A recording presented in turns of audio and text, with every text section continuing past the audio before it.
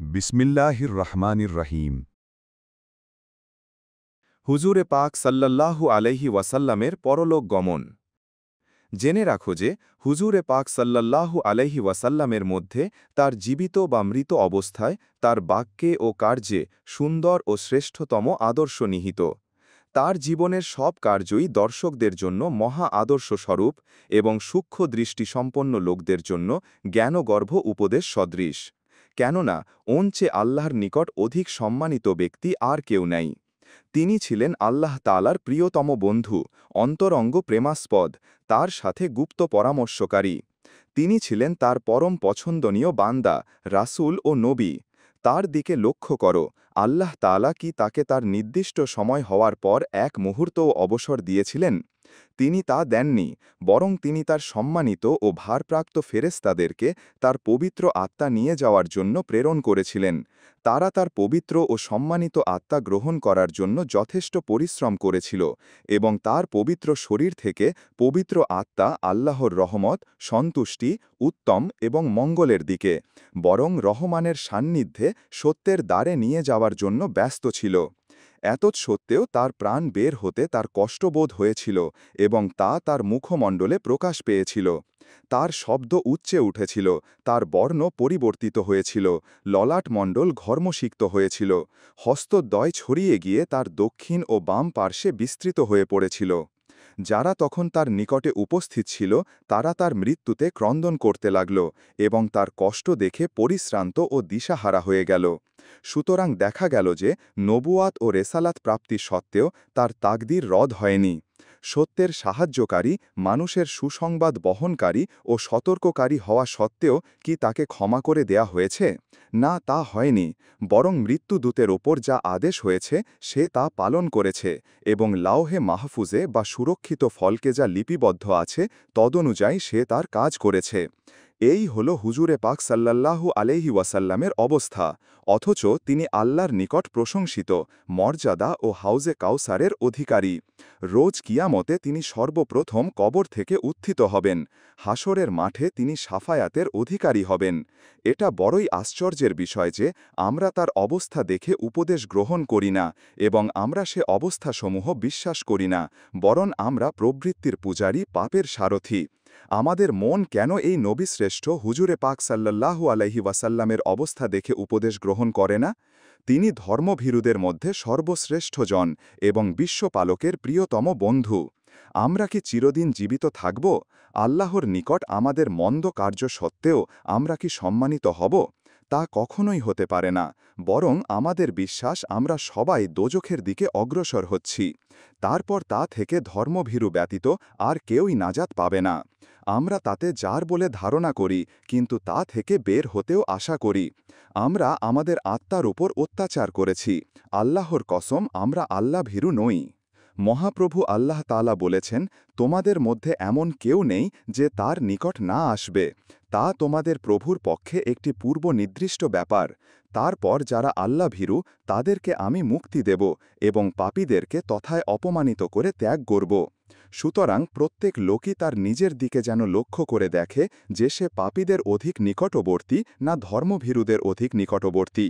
পূর্ববর্তী সৎ লোকদের স্বভাব চরিত্রের দিকে দৃষ্টি করার পর তোমার নিজের স্বভাব চরিত্রের দিকে লক্ষ্য করো। তারা ধর্মভীরু ছিলেন। তারপর মহানবী সাল্লাল্লাহু আলাইহি ওয়াসাল্লামের দিকে লক্ষ্য করো।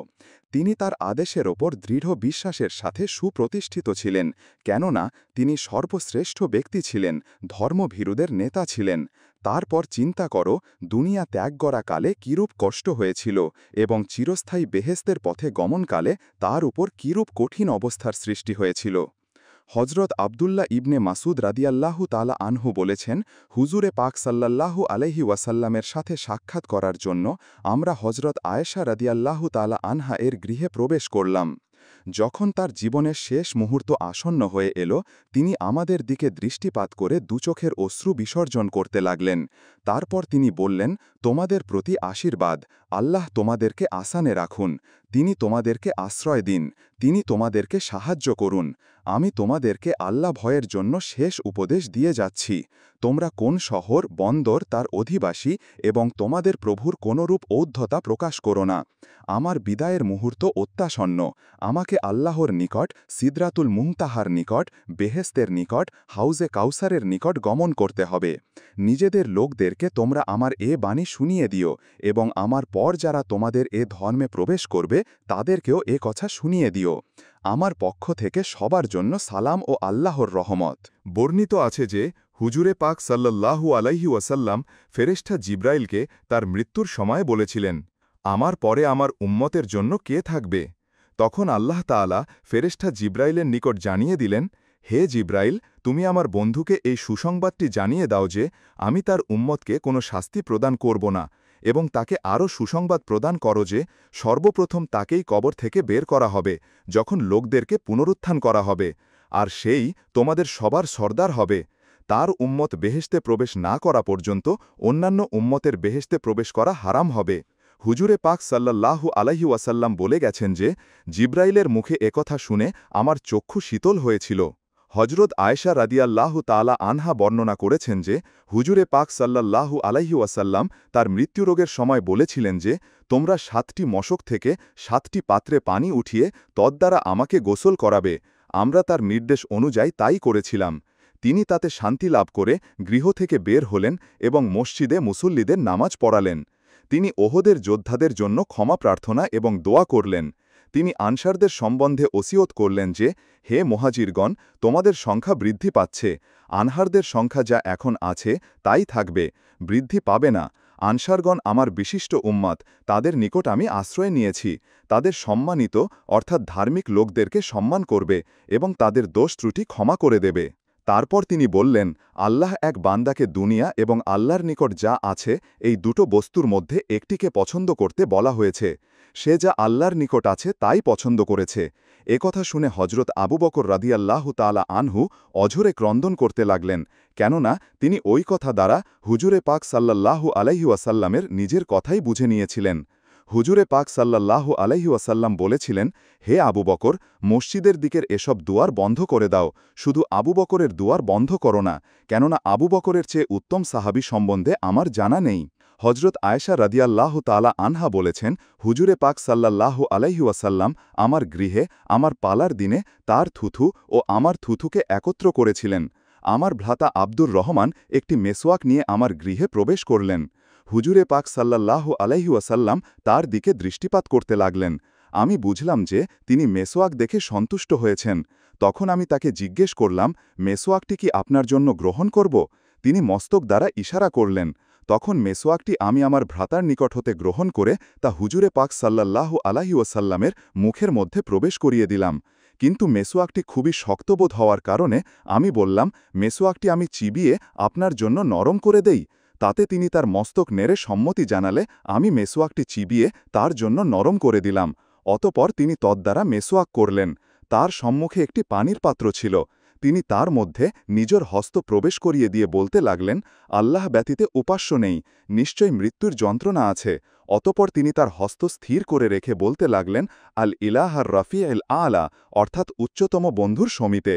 আমি মনে মনে বললাম, আল্লাহ কসম, তিনি আমাদেরকে এখন পছন্দ করলেন না।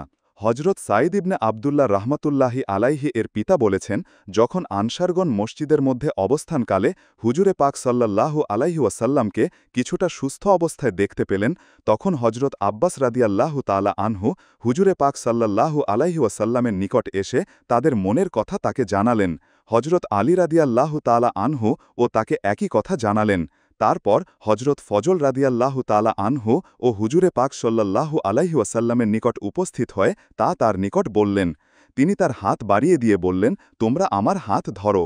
এ সময় উপস্থিত নারী পুরুষগণ তার দুর্বল অবস্থা লক্ষ্য করে চিৎকার দিয়ে ক্রন্দন করতে লাগলেন। হুজুরে পাক সাল্লাল্লাহু আলাইহি ওয়াসাল্লাম তার শয্যা থেকে উঠে হজরত আলী রাদিয়াল্লাহু তাআলা আনহু, ফজল রাদিয়াল্লাহু আনহু এর কাঁধের ওপর ভর দিয়ে নিজ হুজরা থেকে বের হলেন। এ সময় হজরত আব্বাস রাদিয়াল্লাহু তাআলা আনহু তার সম্মুখে ছিলেন। হুজুরে পাক সাল্লাল্লাহু আলাইহি ওয়াসাল্লামের মস্তক এ সময় বস্ত্র দ্বারা বাঁধা ছিল। তিনি খুব ধীর পদক্ষেপে মসজিদে প্রবেশ করে মিম্বরের নিকট গিয়ে উপবিষ্ট হলেন। উপস্থিত লোকগণ প্রায় সবাই তার দিকে এগিয়ে গিয়ে বসলেন। হুজুরে পাক সাল্লাল্লাহু আলাইহি ওয়াসাল্লাম প্রথম আল্লাহ তাআলার প্রশংসাবাদ প্রকাশ করে বলতে লাগলেন, হে লোকগণ, আমি শুনেছি যে তোমরা আমার মৃত্যুকে ভয় করছ। মনে হচ্ছে যেন তোমরা মৃত্যুকে ভালোবাসো না। তোমরা তোমাদের নবীর মৃত্যু কি অসম্ভব মনে করছ এবং তজ্জন্যই তা অস্বীকার করছ? আমি কি তোমাদেরকে নবীর মৃত্যু সম্বন্ধে সংবাদ দেইনি এবং তোমাদের প্রত্যেকের যে মৃত্যু হবে সে কথা তোমাদেরকে কি বলিনি? বলতো, আমার পূর্বে যত নবী রাসূল আগমন করেছিলেন তাদের মধ্যে কোনো একজন কি চিরজীবী হয়েছে? তোমরা এ ব্যাপারে বিশেষভাবে লক্ষ্য করো ও চিন্তা করো। আমিও আমার পরম প্রিয় প্রভুর সাথে সাক্ষাৎ করব এবং আজ হোক কি কাল হোক তোমরাও তার সাথে সাক্ষাৎ করবে। আমি তোমাদেরকে প্রাথমিক মুহাজিরদের সাথে সদ্ব্যবহার করার জন্য উপদেশ দিয়ে যাচ্ছি। আমি মুহাজিরদের মধ্যে যা আছে তার সম্বন্ধে ওসিয়ত করে যাচ্ছি। আল্লাহ তাআলা বলেছেন, সময়ের শপথ, মানুষ নিশ্চয়ই ক্ষতির মধ্যে আছে, তবে যারা ঈমান আনে এবং সৎকার্য করে তারা ব্যতীত। আল্লাহর আদেশ অনুসারে সমস্ত ব্যাপার সংগঠিত হয়। কোনো ব্যাপার বিলম্বিত হলে তা ত্বরান্বিত করার জন্য তোমরা অধিক উৎসাহিত না হয়ে পড়ো, কেননা মহান আল্লাহ তাআলা কখনও অন্যের তৎপরতায় তৎপর হন না।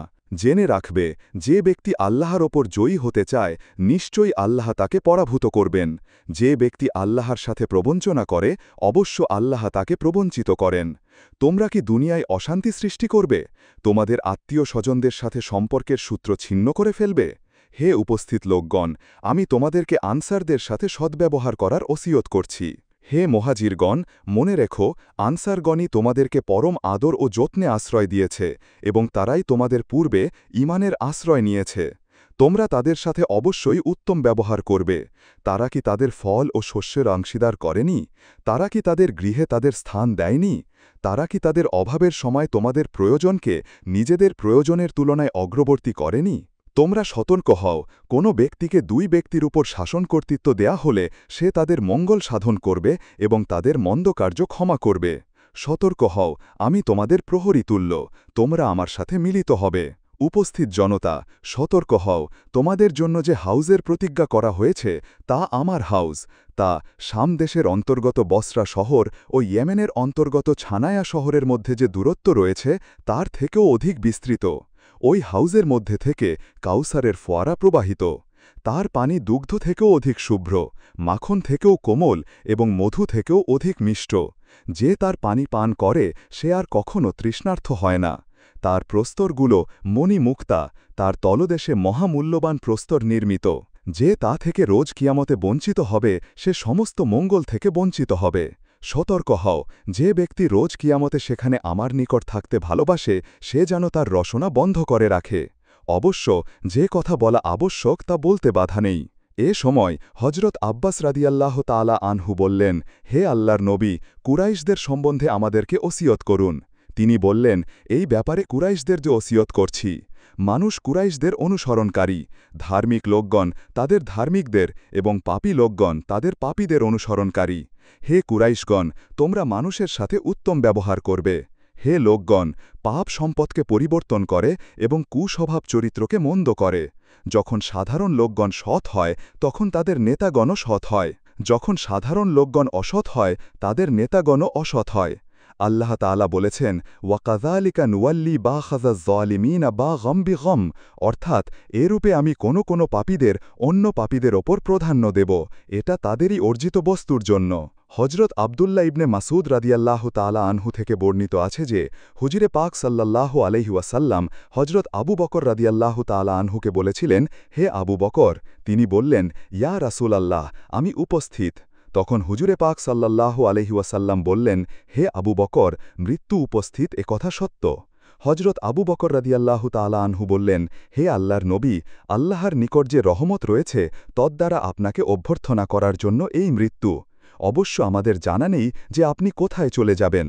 হুজুরে পাক সাল্লাল্লাহু আলাইহি ওয়াসাল্লাম বললেন, প্রভু আল্লাহর সকাশে ছিদ্রাতুল মুনতাহার দিকে, তারপর জান্নাতুল মাওয়া এর সর্বোচ্চ বেহেশত ফেরদাউসের দিকে, পূর্ণ হাউস এবং সর্বশ্রেষ্ঠ ও সর্বোচ্চ বন্ধুর দিকে, তার পরম সুখ শান্তির দিকে।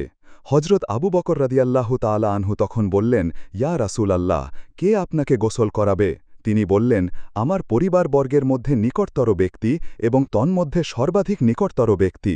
হজরত আবু বকর রাদিয়াল্লাহু তাআলা আনহু আর্জ করলেন, ইয়া রাসূল আল্লাহ, কোন বস্ত্র দ্বারা আপনাকে কাফন করাবো?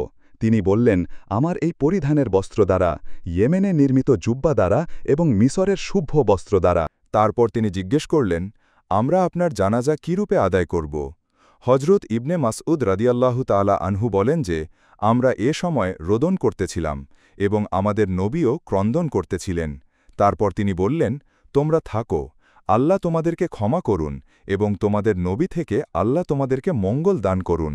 যখন তোমরা আমাকে গোসল করাবে এবং কাফন পরাবে এবং আমার গৃহের মধ্যে আমাকে খাটে স্থাপন করাবে, তখন তোমরা কিছু সময়ের জন্য আমার নিকট থেকে দূরে থাকবে, কেননা সর্বপ্রথম আমার ওপর যিনি দুরূদ পড়তেন তিনি মহান ও গৌরবান্বিত আল্লাহ। ওই সময় তিনি এবং তার ফেরেশতাগণ আমার ওপর দুরূদ পাঠ করবেন। তারপর তিনি তার ফেরেশতাগণকে আমার ওপর নামাজ পড়তে বলবেন। আল্লাহ তাআলার সৃষ্টি জগতের মধ্যে যিনি সর্বপ্রথম আমার ওপর জানাজার নামাজ আদায় করতে আসবেন তিনি আল্লাহর সর্বশ্রেষ্ঠ দূত ফেরেশতা জিব্রাইল। তারপর জানাজা আদায় করতে আসবেন ফেরেশতা মিকাইল, তারপর আসবেন ফেরেশতা ইসরাফিল। এদের নামাজ আদায়ের পর অসংখ্য দরলবলসহ আসবেন মালাকুল মউত বা ফেরেশতা আজরাইল। তারপর অন্যান্য সমস্ত ফেরেশতা আমার জানাজার নামাজ আদায় করতে আসবেন। তারা দলে দলে আমার জানাজার নামাজ পড়বে এবং আমাকে সালাম জানাবে। যখন ফেরেশতাদের নামাজ আদায় করা শেষ হবে তখন তোমরা দলে দলে আমার জানাজা আদায় করো ও আমাকে সালাম জানিও। কিন্তু সাবধান, তোমরা বিলাপ চিৎকার করে বা ক্রন্দনের রোল উঠিয়ে আমাকে কষ্ট দিও না। প্রথম আমার পরিবারস্থ পুরুষগণ, তারপর পরিবারের স্ত্রীলোকগণ, তারপর পরিবারের বালক বালিকাগণ জানাজার নামাজ আদায় করবে। হজরত আবু বকর রাদিয়াল্লাহু তাআলা আনহু জিজ্ঞেস করলেন, কে আপনাকে কবরে স্থাপন করবে? তিনি বললেন, বহু ফেরেশতা এ কাজে শরিক হবে, তার সাথে আমার পরিবারবর্গের নিকটতম লোকগণ এ কাজ করবে। ফেরেশতাদেরকে অবশ্য তোমরা দেখতে পাবে না, কিন্তু তারা তোমাদেরকে দেখতে পাবে। এখন তোমরা নিকট থেকে উঠে যাও। যারা এর পরে তোমাদের নিকট আগমন করবে আমার পক্ষ থেকে তোমরা তাদেরকে ধর্মের বাণীসমূহ পৌঁছে দেবে। হজরত আবদুল্লাহ ইবনে জামায়া রাদিয়াল্লাহু তাআলা আনহু বলেছেন, রবিউল আউয়াল মাসের প্রথম তারিখে হজরত বেলাল রাদিয়াল্লাহু তাআলা আনহু এসে নামাজ আদায়ের অনুমতি চাইলে হুজুরে পাক সাল্লাল্লাহু আলাইহি ওয়াসাল্লাম বললেন, আবু বকরকে জামাতের ইমামতি করতে বলো। আমি তখন বের হয়ে একদল লোকের মধ্যে ওমর রাদিয়াল্লাহু তাআলা আনহু ব্যতীত আর কাউকে দেখলাম না। তন্মধ্যে হজরত আবু বকর রাদিয়াল্লাহু তাআলা আনহু ছিলেন না। তখন আমি বললাম, হে ওমর, উঠুন এবং নামাজের ইমামতি করুন। হজরত ওমর রাদিয়াল্লাহু তাআলা আনহু দাঁড়িয়ে তাকবীর বলামাত্র তার স্বর উচ্চ ছিল এবং হুজুরে পাক সাল্লাল্লাহু আলাইহি ওয়াসাল্লাম তার স্বর শুনেছিলেন। হুজুরে পাক সাল্লাল্লাহু আলাইহি ওয়াসাল্লাম জিজ্ঞেস করলেন, আবু বকর কোথায়? আল্লাহ এবং মুসলমানগণ তা ওমরের ইমামতি স্বীকার করবেন না। তিনি পরপর ৩ বার বললেন, আবু বকরকে ইমামতি করতে বলো। হজরত আয়শা রাদিয়াল্লাহু তাআলা আনহু বললেন, ইয়া রাসূলাল্লাহ সাল্লাল্লাহু আলাইহি ওয়াসাল্লাম, আবু বকর কোমল হৃদয় ব্যক্তি, তিনি যখন আপনার স্থানে দাঁড়াবেন তার ক্রন্দন থামাতে পারবেন না। হুজুরে পাক সাল্লাল্লাহু আলাইহি ওয়াসাল্লাম বললেন, তোমরা ইউসুফের সাথী, আবু বকরকে নামাজে ইমামতি করতে বলো। হজরত ওমর রাদিয়াল্লাহু তাআলা আনহু এর নামাজের পর হজরত আবু বকর রাদিয়াল্লাহু তাআলা আনহু নামাজ পড়ালেন। তখন হজরত ওমর রাদিয়াল্লাহু তাআলা আনহু আমাকে বললেন, হে আবদুল্লাহ ইবনে জামায়া, তোমার জন্য দুঃখ, তুমি আমার সাথে কি ব্যবহার করলে বলো তো? আমি বললাম, আল্লাহর কসম, আমি মনে করলাম যে হুজুরে পাক সাল্লাল্লাহু আলাইহি ওয়াসাল্লাম আমার নিকট তোমাকে ইমামতি করার জন্য আদেশ করেছেন। আমি ওমর রাদিয়াল্লাহু আনহুকে বললাম, এই কাজের জন্য আমি তোমাকে ব্যতীত আর কাউকে যোগ্য এবং উত্তম মনে করিনি।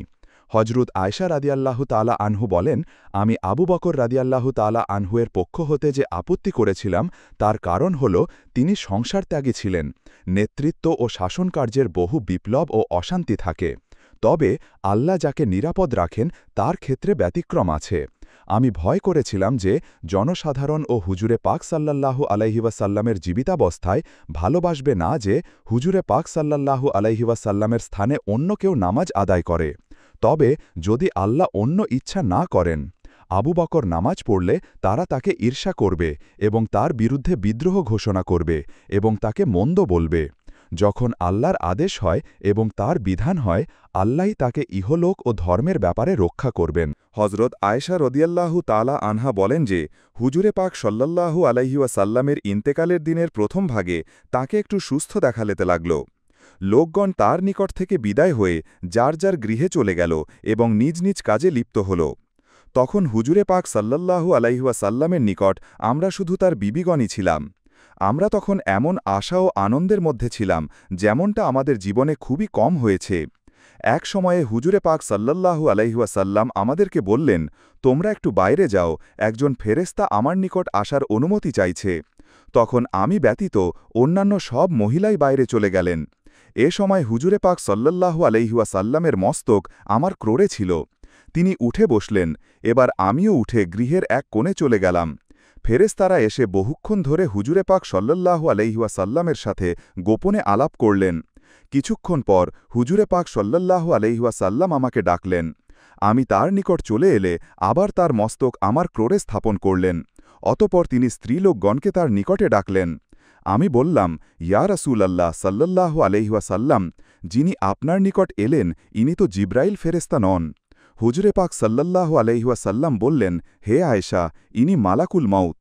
মালাকুল মউত আমার নিকট বলল, ইয়া রাসূলাল্লাহ, মহান আল্লাহ আমাকে আপনার নিকট প্রেরণ করেছেন এবং আপনার অনুমতি ব্যতীত আপনার নিকটবর্তী হতে নিষেধ করেছেন।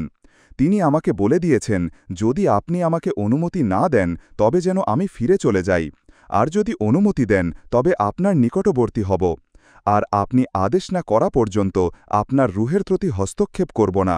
আল্লাহ আমাকে এরূপ আদেশ করেছেন। এখন আপনি আমাকে কি আদেশ করেন? আমি তাকে বললাম, একটু অপেক্ষা করুন, ফেরেশতা জিব্রাইলকে আসতে দিন, তার আগমনের সময় হয়ে গেছে।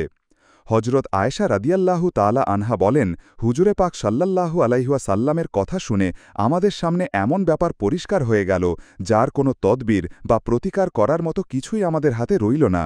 আমাদের মনে হল আমরা সবাই মিলে চিৎকার করে উঠি ও আমাদের পাগুলি মাটিতে আছড়াতে থাকি। এ সময় আহলে বাইতের সবাই নীরব নিস্তব্ধ, যেন মৃতবৎ নিষ্প্রাণ নিষ্পান্ন হয়ে গেল। এমন দৃশ্যের অবতারণা হল যা কেউ কোনোদিন দেখেনি। হজরত আয়েশা রাদিয়াল্লাহু তাআলা আনহা বলেন, ইতোমধ্যে ফেরেশতা জিব্রাইল এসে হুজুরে পাক সাল্লাল্লাহু আলাইহি ওয়াসাল্লামকে সালাম করলেন। আমি তার আগমন অনুভব করলাম।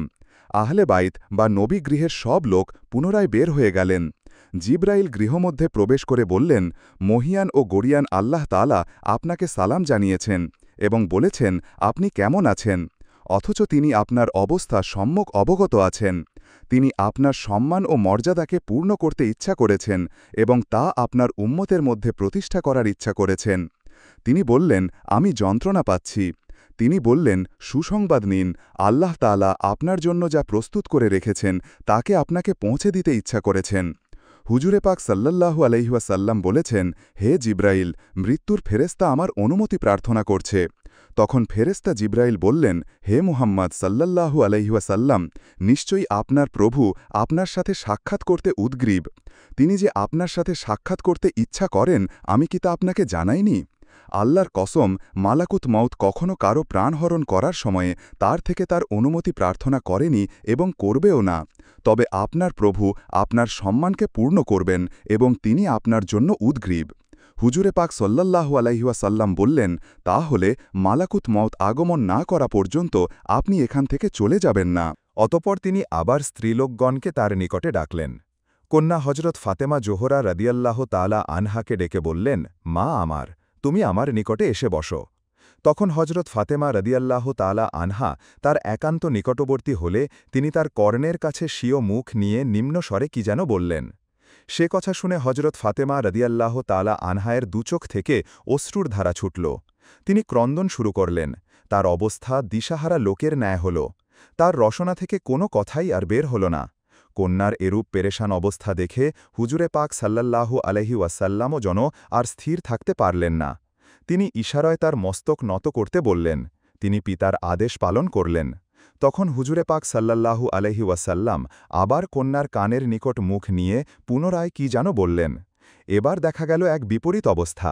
যে ভাবী পিতৃবিচ্ছেদাশঙ্কায় শোকাভিভূতা হজরত ফাতেমা রদিয়াল্লাহ তালা আনহা কেঁদে আকুল হয়েছিলেন, তার কানে কানে গোপনে সেই পিতা কি বলে দিলেন, যার ফলে হজরত ফাতেমা রদিয়াল্লাহ তালা আনহায়ের মুখে হাস্যরেখা ফুটে উঠল।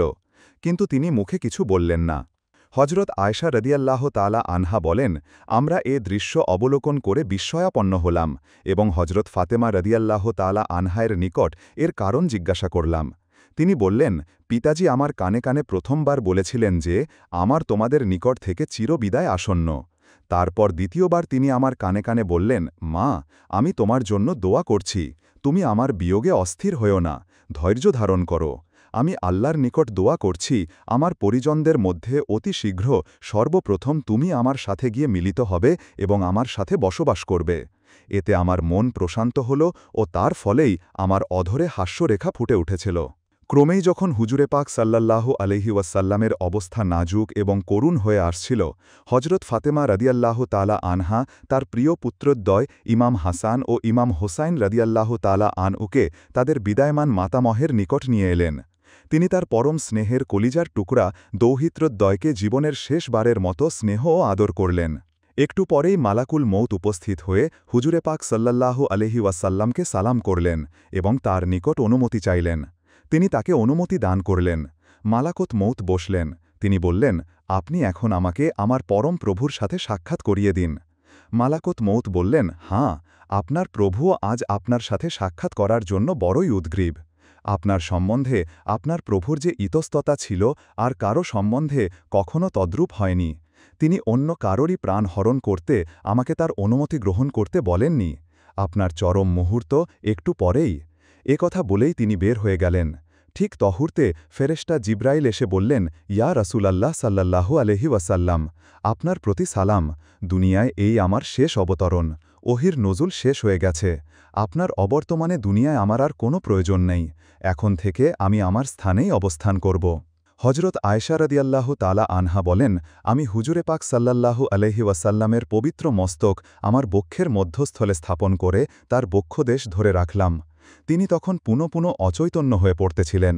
তার ললাট দেশ থেকে এত বেশি ধর্ম নির্গত হতে লাগল যে আমি কখনও কাউকে এমনভাবে ঘর্মাক্ত হতে দেখিনি। আমি বারবার তার ঘর্ম মুছতেছিলাম, আমি সেই ঘর্মের সুঘ্রাণের ন্যায় আর কোনো কিছু থেকে ঐরূপ সুঘ্রাণ পাইনি। একবার যখন তার হুঁশ ফিরে এলো, আমি তাকে জিজ্ঞাসা করলাম, ইয়া রাসূলাল্লাহ সাল্লাল্লাহু আলাইহি ওয়াসাল্লাম, আমার পিতামাতা, আমার নফস ও আমার পরিজনবর্গ আপনার ওপর কুরবান হোক, আপনার শরীর থেকে এত ধর্ম নির্গত হয় কেন? তিনি বললেন, হে আয়েশা, মোমেনের প্রাণ ঘর্ম নিয়ে বের হয় এবং কাফিরের প্রাণ গর্ভের প্রাণের ন্যায় দুপাশ থেকে বের হয়ে যায়। এ সময় আমরা দিশাহারার মতো এদিক সেদিক ছুটাছুটি করতে লাগলাম এবং আমি আমার পিতৃগৃহে লোক পাঠালাম। প্রথম যে ব্যক্তি আমাদের নিকট এলো সে আমার ভ্রাতা, কিন্তু সেও হুজুরে পাক সাল্লাল্লাহু আলাইহি ওয়াসাল্লামের প্রাণবিয়োগের কালে উপস্থিত ছিল না। আমার পিতাকে আনবার জন্য তাকে পাঠিয়ে দিলাম। অন্য কেউ আসার পূর্বেই হুজুরে পাক সাল্লাল্লাহু আলাইহি ওয়াসাল্লাম আমাদের নিকট থেকে বিদায় হয়ে গেলেন। মনে হয় যেন স্বয়ং আল্লাহ তাআলাই হুজুরে পাক সাল্লাল্লাহু আলাইহি ওয়াসাল্লামের দুনিয়া থেকে বিদায় গ্রহণকালে সব লোককে তার থেকে দূরে আবদ্ধ করে রেখেছিলেন এবং ফেরেশতা জিব্রাইল ও মিকাইলকে তার পরিচর্যার ব্যাপারে তার কাছে নিয়োজিত রেখেছিলেন। যখন হুজুরে পাক সাল্লাল্লাহু আলাইহি ওয়াসাল্লাম বেহুশ হয়ে যেতেন, তিনি বলে উঠছেন, বরং উচ্চতম বন্ধুর সকাশে। তাতে বোঝা যাচ্ছিল যে তাকে দুপন্থার এক পন্থা পছন্দ করতে বলা হয়েছিল। তিনি যে পন্থা পছন্দ করেছিলেন তাই তার রসনা থেকে উচ্চারিত হতেছিল। যখন তিনি কথা বলতে পারতেন তখন বলতেন, নামাজ, তোমরা সবাই নামাজ পড়তে থাকলে কখনো পরাভূত হবে না। তিনি তার মৃত্যুর পূর্বক্ষণ পর্যন্ত নামাজের জন্য ওসিয়ত করে গেছেন। এমনকি মৃত্যুর সময়ও তিনি নামাজ নামাজ বলতেছিলেন। হজরত আয়শা রাদিয়াল্লাহু তাআলা আনহা বলেছেন, হুজুরে পাক সাল্লাল্লাহু আলাইহি ওয়াসাল্লাম সোমবার দিবা এক প্রহর ও দ্বিপ্রহরের মধ্যবর্তী সময়ে প্রাণত্যাগ করেছিলেন। হজরত ফাতেমা রাদিয়াল্লাহু তাআলা আনহা বলেছেন যে, আল্লাহর কসম, সোমবার এলেই মনে করতাম যে এই উম্মতের ভীষণ বিপদ হবে, এদিনটি মুবারক নয়। হজরত উম্মে কলসুম রাদিয়াল্লাহু তাআলা আনহা বলেছেন, যেদিন হজরত আলী রাদিয়াল্লাহু তাআলা আনহুকে কুফায় ছুরিকাঘাত করা হল সেদিনও ছিল সোমবার, যেদিন হুজুরে পাক সাল্লাল্লাহু আলাইহি ওয়াসাল্লামের প্রাণবিয়োগ ঘটেছিল। এদিন আমার স্বামী ওমর রাদিয়াল্লাহু তাআলা আনহু নিহত হয়েছিলেন। এদিনেই আমার পিতা হজরত আলী রাদিয়াল্লাহু তাআলা আনহু শাহাদাত বরণ করেছিলেন। সোমবার দিনে আমার কোনো মঙ্গল নেই। হজরত আয়শা রাদিয়াল্লাহ তাআলা আনহা বলেছেন, যখন হুজুরে পাক সাল্লাল্লাহু আলাইহি ওয়াসাল্লামের ওফাত হয়ে গেল, মানুষের মধ্যে এক করুণ শোরগোল উত্থিত হল। হুজুরে পাক সাল্লাল্লাহু আলাইহি ওয়াসাল্লামকে আমার বস্ত্র দ্বারা ফেরেশতাগণ আবৃত করে রাখল। মানুষের মধ্যে নানা অবস্থার সৃষ্টি হল, মতভেদ দেখা দিল। কেউ কেউ তার মৃত্যুর কথা বিশ্বাস করল না। কারো কারো বুদ্ধি বিভ্রম ঘটল, কারো কারো মুখ থেকে কোনো কথাই বেরুল না। কেউ কেউ নিস্তব্ধভাবে বসে রইল, যেন তাদের নিকট এই দুনিয়া শূন্য হয়ে গেছে। যারা হুজুরে পাক সাল্লাল্লাহু আলাইহি ওয়াসাল্লামের মৃত্যুর কথা বিশ্বাস করলেন না, হজরত ওমর রাদিয়াল্লাহ তাআলা আনহু ছিলেন সেই দলের অন্যতম। যারা দিগ্ভ্রান্তের মতো বসে পড়েছিলেন, তাদের মধ্যে হজরত আলী রাদিয়াল্লাহ তাআলা আনহুও ছিলেন। যাদের বুদ্ধি লোপ পেয়েছিল, হজরত ওসমান রাদিয়াল্লাহ তাআলা আনহু ছিলেন তাদেরই একজন। হজরত ওমর রাদিয়াল্লাহ আনহু এমনই দিগ্ভ্রান্ত হয়ে পড়েছিলেন যে তিনি লোকদের মধ্যে বের হয়ে বললেন, আমার রাসূল সাল্লাল্লাহু আলাইহি ওয়াসাল্লাম নিশ্চয়ই প্রাণত্যাগ করেননি, তিনি সাময়িক তার প্রভুর সাক্ষাতে গমন করেছেন। নিশ্চয়ই তাকে আল্লাহ আবার আমাদের মাঝে ফিরিয়ে দিবেন। তার মৃত্যু হয়নি, মৃত্যু হতে পারে না। তিনি ফিরে এসে মুনাফিকদের হস্তপদ কর্তন করবেন, যারা হুজুরে পাক সাল্লাল্লাহু আলাইহি ওয়াসাল্লামের মৃত্যুর আশা করে। আল্লাহ যেরূপ হজরত মুসা আলাইহিসসালামকে ওয়াদা করেছিলেন, তিনি তদ্রূপ আমাদের নবী সাল্লাল্লাহু আলাইহি ওয়াসাল্লামকে ওয়াদা করেছেন, তিনি তোমাদের মধ্যে আসবেন। অন্য বর্ণনায় আছে, হজরত ওমর রাদিয়াল্লাহ তাআলা আনহু উলঙ্গ তরবারি নিয়ে লোকদের মধ্যে উপস্থিত হয়ে বললেন, হে লোকগণ, তোমরা রসুল সাল্লাল্লাহু আলাইহি ওয়াসাল্লামের মৃত্যু সম্বন্ধে রসনা সংযত করো, কেননা তিনি প্রাণত্যাগ করেননি।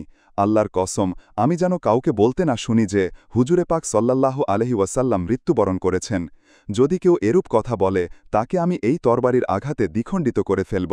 হজরত আলী রাদিয়াল্লাহ তাআলা আনহু গৃহের মধ্যে মুখ হয়ে উপবিষ্ট ছিলেন, তিনি যেন বাকরুদ্ধ হয়ে গিয়েছিলেন। হজরত ওসমান রাদিয়াল্লাহ তাআলা আনহু কারো সাথে কোনো কথাই বললেন না। লোকগণ তার হাত ধরে এদিক ওদিক নিয়ে যেতে লাগল। মোট কথা, হজরত আবু বকর রাদিয়াল্লাহ তাআলা আনহু ও হজরত আব্বাস রাদিয়াল্লাহ তাআলা আনহু এর অবস্থার ন্যায় কোনো মুসলমানের অবস্থা ছিল না। আল্লাহ তাআলা তাদের উভয়কে ধৈর্য এবং স্থৈর্য দান করেছিলেন। হজরত আবু বকর রাদিয়াল্লাহ তাআলা আনহু যথোচিত সান্ত্বনা বাক্যে মুসলমানদেরকে সান্ত্বনা দিয়েছিলেন, এবং হজরত আব্বাস রাদিয়াল্লাহ তাআলা আনহু এসে লোকদেরকে লক্ষ্য করে বললেন, আল্লাহর কসম, আল্লাহ ব্যতীত কোনো মাবুদ নেই। হুজুরে পাক সাল্লাল্লাহু আলাইহি ওয়াসাল্লাম মৃত্যুর স্বাদ গ্রহণ করেছেন।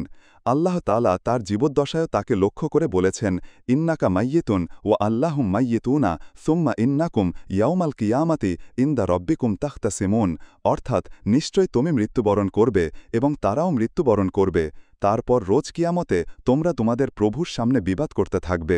হজরত আবু বকর রাদিয়াল্লাহু তাআলা আনহু বনু হারেজ ইবনে খাজরাজের নিকট ছিলেন। সেখানে তিনি হুজুরে পাক সাল্লাল্লাহু আলাইহি ওয়াসাল্লামের মৃত্যু সংবাদ শুনতে পেলেন।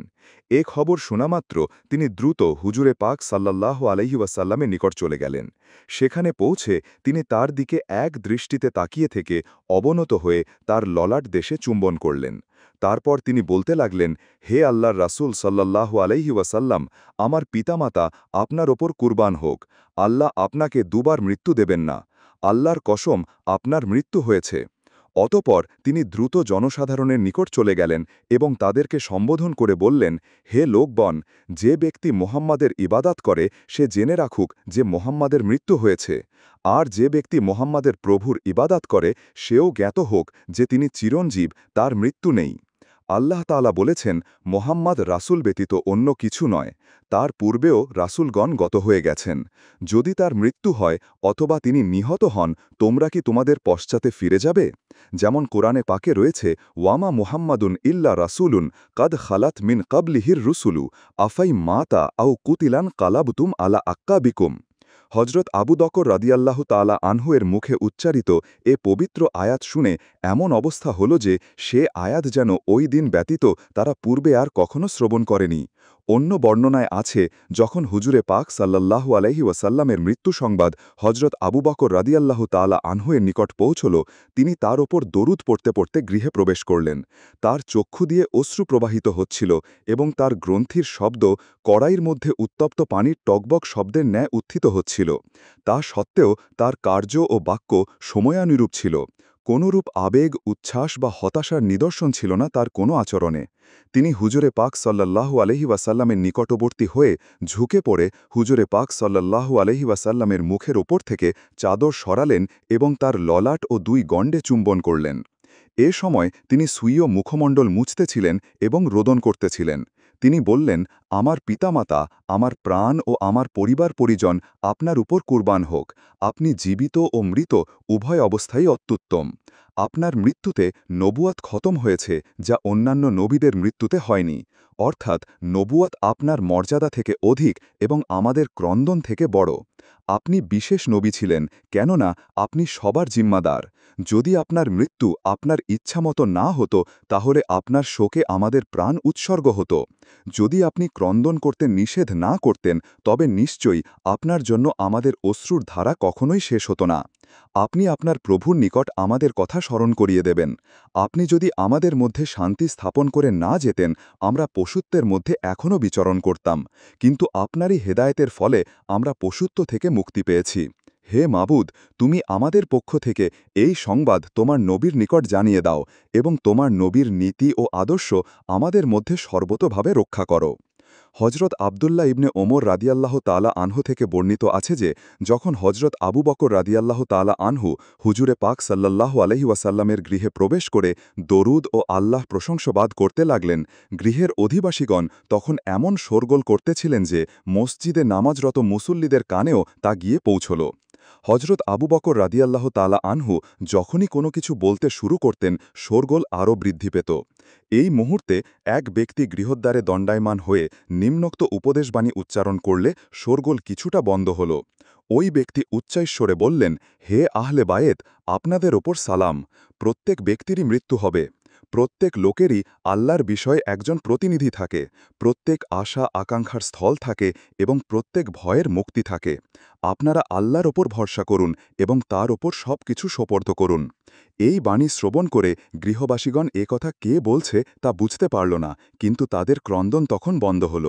যখন তাদের ক্রন্দন থেমে গেল, কোনো একজন গৃহ থেকে বাইরে এসে চারিদিকে দেখতে লাগল, কিন্তু কাউকে দেখতে পেল না। লোকটি গৃহমধ্যে ফিরে গেল, গৃহের অধিবাসীগণ আবার ক্রন্দন শুরু করল, আবার শোরগোল আরম্ভ হয়ে গেল। সাথে সাথে গৃহের বাইরে থেকে অন্য আরেক ব্যক্তির স্বরে এই অদৃশ্যবাণী উচ্চারিত হল, হে আহলে বায়েত, আল্লাহকে স্মরণ করুন এবং প্রত্যেক অবস্থায় তার প্রশংসা করুন, তবেই আপনারা নিঃস্বার্থ ইবাদতকারী হবেন। প্রত্যেক বিপদে আল্লাহর পক্ষ থেকে সান্ত্বনা আছে এবং প্রত্যেক বাঞ্ছিত বস্তুতে প্রতিনিধি আছে। মনে মনে আল্লাহকে স্মরণ করুন, তার আদেশ পালন করুন এবং যথাযথভাবে আমল করতে থাকুন। হজরত আবু বকর রাদিয়াল্লাহু তাআলা আনহু বলেছেন যে এই ব্যক্তি হজরত খিজির আলাইহিসসালাম ছিলেন এবং পূর্বোক্ত ব্যক্তি হজরত ঈসা আলাইহিসসালাম ছিলেন। এরা উভয়েই হুজুরে পাক সাল্লাল্লাহু আলাইহি ওয়াসাল্লামের জানাজায় শরিক হয়েছিলেন। হজরত কাকা ইবনে আমরো রদিয়াল্লাহু তাআলা আনহু হজরত আবু বকর রদিয়াল্লাহু তাআলা আনহুয়ের খুতবা পূর্ণরূপে লিপিবদ্ধ করেছিলেন। তিনি লিখেছিলেন যে, হজরত আবু বকর রদিয়াল্লাহু তাআলা আনহু জনসাধারণের মধ্যে দাঁড়িয়ে একটি সময়োচিত ভাষণ দিলেন। তার সে ভাষণ শুনে সবাই রোদন করতেছিলেন। তিনি আল্লাহর প্রশংসাবাদ ঘোষণা করে বললেন, আমি সাক্ষ্য দিচ্ছি যে আল্লাহ ব্যতীত অন্য কোনো উপাস্য নেই। তিনি মহান ও অদ্বিতীয়। তিনি তার একত্বকে সত্য করে দেখিয়েছেন। তিনি তার বান্দাকে সাহায্য করেছেন। তিনি সম্মিলিত শত্রুকে পরাভূত করেছেন। সমস্ত প্রশংসা আল্লাহর জন্য, তিনি এক।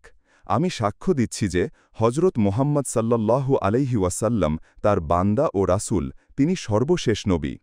আমি আরও সাক্ষ্য দিচ্ছি যে পবিত্র কোরআন যেভাবে অবতীর্ণ হয়েছিল ঠিক সেভাবেই আছে এবং ধর্ম যেভাবে এসেছিল ঠিক সেভাবেই রয়েছে। হাদিসসমূহ যেভাবে উক্ত হয়েছিল তা ঠিক সেভাবেই আছে। কথা যেভাবে বলা হয়েছিল তা ঠিক সেভাবেই রয়েছে। নিশ্চয়ই আল্লাহ প্রকাশ্য সত্য।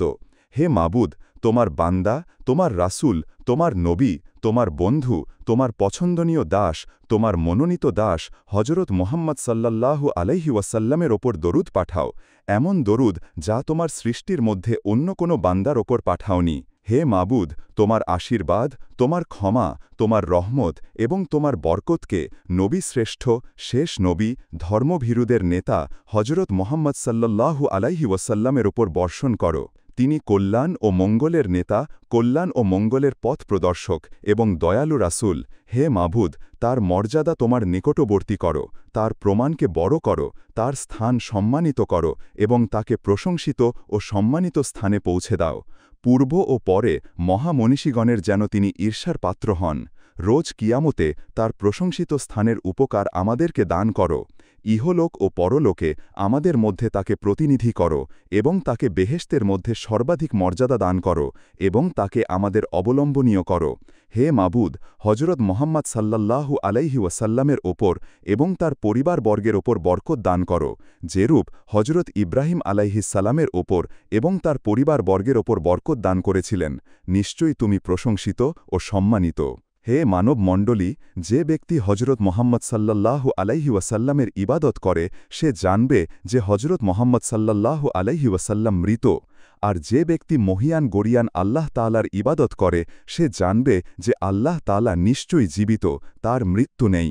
আল্লাহ তার ব্যাপারে তোমাদের নিকট আশ্রয় পাঠিয়েছেন, সুতরাং তাকে ব্যর্থ করার জন্য প্রার্থনা করো না, কেননা আল্লাহ তাআলা তার নবীর জন্য তার নিকট যা আছে তা পছন্দ করেননি, তোমাদের নিকট যা আছে তা পছন্দ করেননি। তিনি তার পুরস্কার দেয়ার জন্য তার প্রাণ হরণ করেছেন। তিনি তোমাদের মধ্যে তার কিতাব এবং তার নবীর সুন্নাত রেখে গিয়েছেন। যে ব্যক্তি এ দুটো বিষয় মজবুতভাবে ধরে রাখবে সে প্রকৃত ঈমানদার। যে এ দু বিষয় পার্থক্য করবে সে অস্বীকারী। হে মমিন মুসলিমগণ, তোমরা ন্যায়ের উপর প্রতিষ্ঠিত থাকো। তোমাদের নবীর মৃত্যুতে শয়তান যেন তোমাদেরকে অন্যমনস্ক না করতে পারে, তোমাদের ধর্ম থেকে তোমাদেরকে ফিরিয়ে না দিতে পারে। মঙ্গলজনক কার্য দ্বারা শয়তানের সাথে সাক্ষাৎ করলে তোমরা শয়তানকে ব্যর্থ করে দিতে পারবে, তোমরা তার দিকে ফিরে তাকাবে না, অন্যথায় সে তোমাদের ওপর আধিপত্য বিস্তার করে ফেলবে এবং তোমাদেরকে ক্ষতিগ্রস্ত করে তুলবে। হজরত আবদুল্লাহ ইবনে আব্বাস রাদিয়াল্লাহু তাআলা আনহু বলেছেন, যখন হজরত আবু বকর রাদিয়াল্লাহু তাআলা আনহু তার ভাষণ শেষ করলেন তখন তিনি হজরত ওমর রাদিয়াল্লাহু তাআলা আনহুকে লক্ষ্য করে বললেন, হে ওমর, তুমি আমার নিকট বলেছ যে হজরত মুহাম্মদ সাল্লাল্লাহু আলাইহি ওয়াসাল্লামের মৃত্যু হয়নি, তবে তুমি কি লক্ষ্য করছ না যে তিনি নিজেই কোনোদিন কি কথাগুলো বলে গেছেন? তদুপরি আল্লাহ তাআলা স্বয়ং তার পাক কালামে বলেছেন, তোমার মৃত্যু হবে এবং তাদেরও মৃত্যু হবে। হজরত আবু বকর রাদিয়াল্লাহু তাআলা আনহুয়ের মুখে কোরআনে পাকের উক্ত বাণী শ্রবণ করে হজরত ওমর রাদিয়াল্লাহু তাআলা আনহু বললেন, আল্লাহর কসম, আমার মনে হল যেন কোরআনে পাকের ওই পবিত্র বাণী আজকাল দিনের পূর্বে আমি আর কখনোই শ্রবণ করিনি। কিতাবে যেরূপ অবতীর্ণ হয়েছে আমি সাক্ষ্য দিচ্ছি যে তা ঠিক তদ্রূপই আছে। হুজুরে পাক সাল্লাল্লাহু আলাইহি ওয়াসাল্লাম যেরূপ হাদিস বলেছেন তা তদ্রূপই আছে। নিশ্চয়ই আল্লাহ তাআলা জীবিত, তার মৃত্যু নেই। আমরা সবাই আল্লাহর জন্য এবং তারই নিকট আমাদের প্রত্যাবর্তন। আল্লাহর রাসূলের উপর আল্লাহর আশীর্বাদ বর্ষিত হোক এবং আমরা আল্লাহর নিকট আল্লাহর রাসূলকে দেখতে আশা করি। এই কথা বলে হজরত ওমর রাদিয়াল্লাহু তাআলা আনহু হজরত আবু বকর রাদিয়াল্লাহু আনহুয়ের পার্শ্বে উপবিষ্ট হলেন। হজরত আয়েশা রাদিয়াল্লাহু তাআলা আনহা বলেছেন, যখন লোকজন হুজুরে পাক সাল্লাল্লাহু আলাইহি ওয়াসাল্লামের গোসলের জন্য সমবেত হল, তারা বলল, আল্লাহর কসম, আমরা কিরূপে তার গোসল করার তা জানি না। তার পরিধানের বস্ত্র কি উন্মোচন করব, যেরূপ আমরা আমাদের অন্যান্য ব্যক্তিদের বেলায় করে থাকি, না তার পরিধানের বস্ত্রের ওপরই গোসল করাব? হজরত আয়েশা রাদিয়াল্লাহু তাআলা আনহা বলেন, কি বিস্ময়কর ঘটনা! এ সময় সব লোকের চক্ষুই তন্দ্রাভিভূত হয়ে পড়ল। আল্লাহ তাদের ওপর তেমন তন্দ্রা পাঠালেন যে এমন একজন লোকও ছিল না যে তারা কিছুক্ষণের জন্য তন্দ্রায় ঢালে পড়েনি। এমনি সময় কে একজন লোক এসে বলল, আল্লাহর রাসূলের পরিধানের বস্ত্রসহ পাকে গোসল করাও। এ কথা উপস্থিত সবাই শুনতে পেল, যদিও তারা তন্দ্রাভিভূত হয়েছিল। অতপর তারা জাগ্রত হয়ে ওই নির্দেশানুযায়ী হুজুরে পাক সাল্লাল্লাহু আলাইহি ওয়াসাল্লামের গোসল কার্য সমাধা করল। তাকে তার পরিহিত বস্ত্র সহই গোসল করানো হল। গোসল কার্য সমাধা করত লোকগণ তাকে কাফন পরাল। হজরত আলী রাদিয়াল্লাহু তাআলা আনহু বলেন, আমরা তার পরিহিত জামা খুলতে ইচ্ছা করেছিলাম, কিন্তু তখন আমাদের প্রতি ঘোষণা হল, হুজুরে পাক সাল্লাল্লাহু আলাইহি ওয়াসাল্লামের বস্ত্র উন্মোচন করো না। অন্যান্য লোকগণকে যেরূপ আমরা দেহ উলটপালট করে গোসল করাই তার ক্ষেত্রেও আমরা তদ্রূপ করতে গেলাম, কিন্তু যখনই আমরা তার দেহের এক অংশ উল্টাতে গেলাম তখনই তা আল্লাহর কুদরতে আপনা আপনি উল্টে গেল। এরূপে আমরা তার গোসল কার্য শেষ করলাম। এ সময় মৃদু বায়ু প্রবাহের শব্দের ন্যায় গৃহের মধ্যে মৃদু শব্দের স্বর শুনতে পেলাম। তোমরা আল্লাহর রাসূলের প্রতি বিনম্র হও, কেননা তোমাদের কষ্ট ও পরিশ্রম কিছুই করতে হবে না। হুজুরে পাক সাল্লাল্লাহু আলাইহি ওয়াসাল্লামকে যখন দাফন করা হলো তখন তার এমন কোনো বস্ত্রই ছিল না যা তার সাথে দাফন করা হয়নি। হজরত আবু জাফর বলেছেন, কবরের মধ্যে হুজুরে পাক সাল্লাল্লাহু আলাইহি ওয়াসাল্লামের শয্যা ও চাদর বিছানো হয়েছিল। তিনি জীবদ্দশায় যে বস্ত্র ও শয্যা ব্যবহার করতেন তাই পরিয়ে এবং বিছিয়ে দেয়া হয়েছিল ওই শয্যার ওপরই তার পবিত্র দেহ স্থাপন করা হয়েছিল মৃত্যুকালে হুজুরে পাক সাল্লাল্লাহু আলাইহি ওয়াসাল্লামের ব্যক্তিগত কোনো মালই রেখে দেয়া হয়নি যা সামান্য কিছু ছিল সবই বিলিয়ে দেয়া হয়েছিল তার জীবদ্দশায় ইকটক বা প্রস্তর দ্বারা তার জন্য কোনো গৃহ নির্মাণ করা হয়নি কোনো কাষ্ঠ দ্বারাও কোনোরূপ উত্তম গৃহ তৈরি করা হয়নি তার সারা জীবনের কার্যাবলীতে মুসলমানদের জন্য যেরূপ আদর্শাবলী রয়েছে তদ্রূপ তার মৃত্যুকালীন ঘটনাও কার্যাবলীতেও আদর্শ বিদ্যমান